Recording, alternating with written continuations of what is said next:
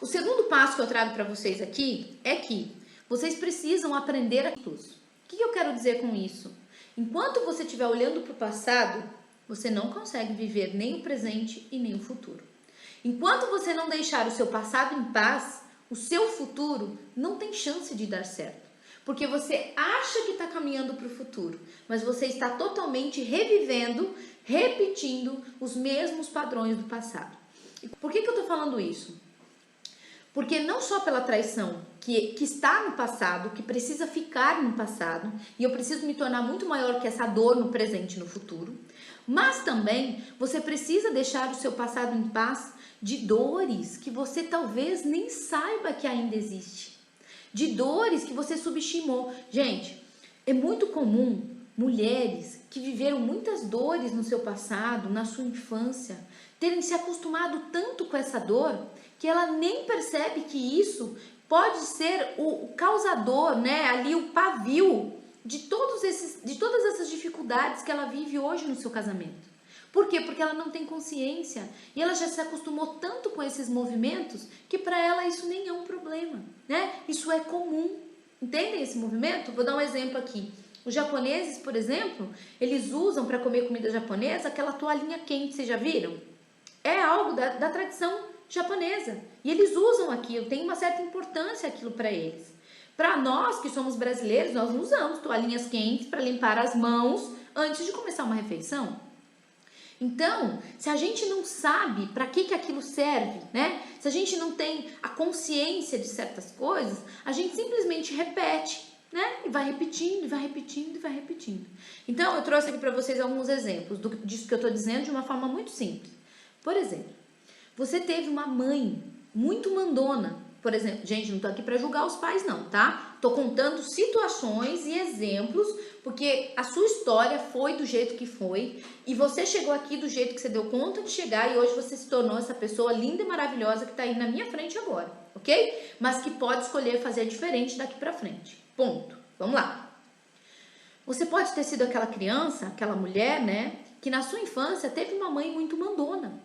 Então, você aprendeu com ela ter esse movimento. Ou o contrário, você teve aquela mãe que você considerou muito fraca. E você que precisou cuidar daquela mãe. E aí, quando você leva esse comportamento para o seu relacionamento, você também quer mandar, né? E aí você vai muito facilmente para aquela postura da acusadora. Mas isso dá problema na hora do relacionamento. Porque aí você vai muito para uma energia masculina e ele também vai para a energia masculina e aqui vocês começam a se bicar. Entendem?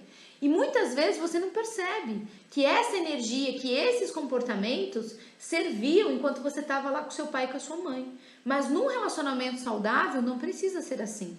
Você pode dizer tudo o que você quer dizer, você pode ter um diálogo muito mais saudável. Ninguém aqui está falando de submissão, mas você não precisa ir para esse lugar, que é uma dessas posturas do triângulo da separação, tá bom? Ou eu trouxe um outro movimento aqui para você, que pode ter sido, por exemplo, na sua ausência de pai. Na sua ausência de pai, o seu pai pode ter morrido na sua infância, o seu pai pode ter traído a sua mãe e ter vivido com uma outra família. Ou você nunca conheceu o seu pai, ou a história que você ouviu, que seu pai nunca quis saber de você, né? E eu não tô aqui para julgar, ok? Mas essa foi a sua história. E aí, quando você vai para o seu relacionamento, o primeiro movimento que você faz, inconsciente, é buscar no seu marido o amor do pai que você não recebeu. A presença do masculino que você não teve na sua vida.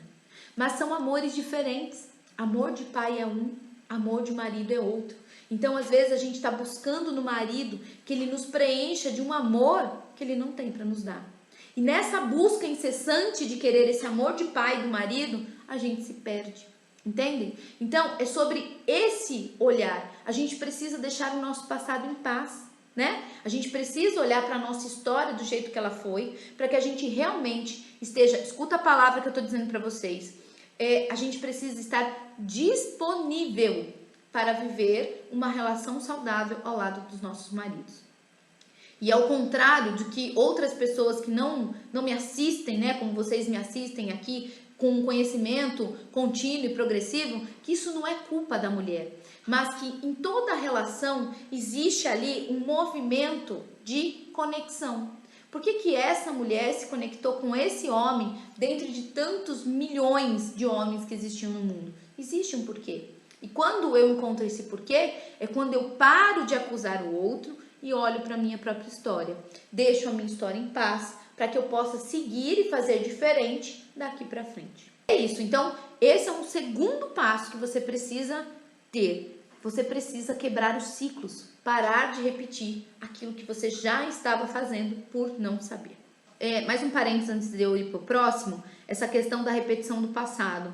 Se eu não mudo, né, o olhar, a direção, é claro que eu vou sempre repetindo, né? Então, não importa se eu sair desse casamento, se eu for para uma outra relação, mas eu continuo olhando para o meu passado, não importa a pecinha que eu troque o João pelo José, tudo continua do mesmo jeito, porque a minha história continua sendo do mesmo jeito, tá? O terceiro movimento é: seja você primeiro a mudança. Toda vez que você fica esperando do outro a mudança, para você ser mais feliz, você está dando o cajado da tua vida para o outro. E ninguém pode ter a responsabilidade de te fazer feliz ou te deixar triste em uma relação. Ninguém pode ter esse poder, porque esse poder é muito grande. Só você pode ter isso por você mesma. Entendem esse movimento? Então, a gente não pode ficar esperando que o outro mude para que eu me torne uma mulher mais feliz, para que eu me torne uma mulher mais confiante. Então, quando vocês falam aqui sobre confiança, não é sobre o outro. Eu preciso confiar mais em mim, né? Quanto mais confiança, gente, o medo, o contrário do medo é a coragem, né? É a própria confiança em si mesma, não é no outro, é em si, tá? Esse é um movimento que eu trago aqui para vocês.